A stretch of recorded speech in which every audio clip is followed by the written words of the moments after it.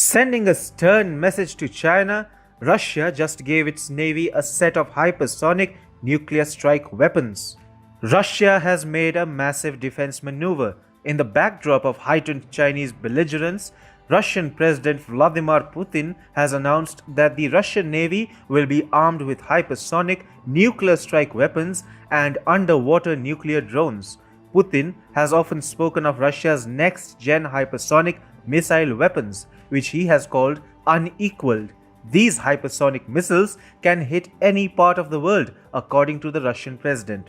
The Russian Navy plans to become a supreme naval power with these new generation arms, and while it has generated a lot of fears in the United States due to anachronistic formulations of the Cold War era, Moscow seems to be preparing itself against a more realistic threat posed by an expansionist China right in its backyard. From the Arctic to the South China Sea, Russia has a lot of interests to protect from China. A post-Soviet Russia became a not-so-powerful naval force because the geography played to its disadvantage. But now there are new threats and opportunities on the horizon, which have encouraged Putin to envisage a powerful navy. All is not so rosy between China and Russia. Make no mistake, the latest threat to the Russian sphere of influence does not come from the West or the US. Rather, it comes from an increasingly belligerent and intrusive China.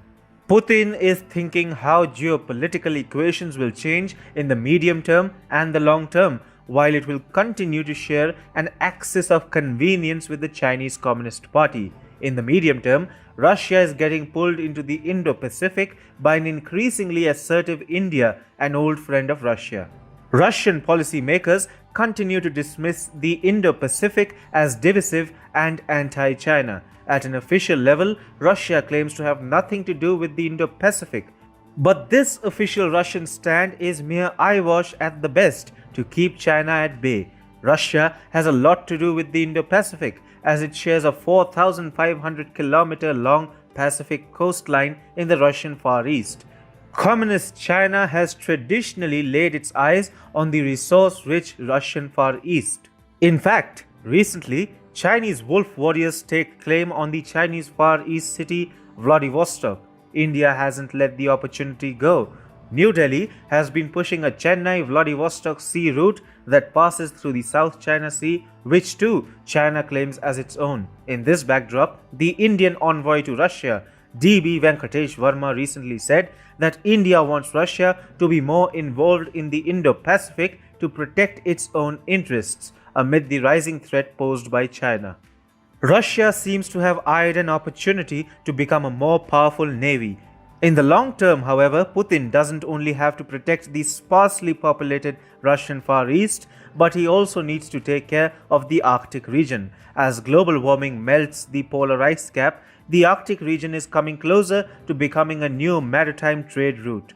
Ports will become operational for longer parts of the year and more amenable to commercial transportation.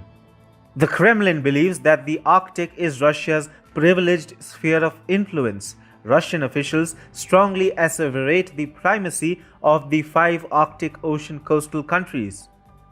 The Putin administration thinks that it is in line with the international maritime law, as the 5 countries have direct access to the Arctic Ocean and have exclusive economic zones. Sino-Russian bonhomie is a myth, and favorable transactions with China can never really earn Chinese goodwill. Putin would be closely watching how Beijing is bullying its second biggest trade partner, Japan, in the East China Sea. There is no reason why China will not turn belligerent when things get down to the wire in the Russian Far East and the Arctic. Putin wants his navy to be prepared for such an eventuality. While conspiracy theories about Russia amassing hypersonic nuclear missiles to counter the US are bound to do the rounds, the fact remains that nothing has really changed in the Russian relationship with the Western world. The only new fact on the global scene is the Chinese belligerence that hasn't spared even Russia.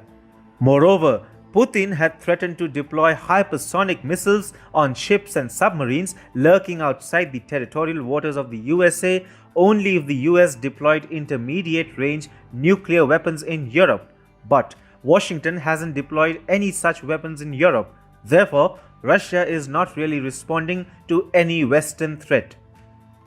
Russia is looking at a bigger game here and therefore deploying missiles that can travel 5 times the speed of sound, which can even change their course midway, making it very difficult for radars to track and intercept them. With the massive upgrade, the Russian Navy has sent a clear message to its problematic neighbor.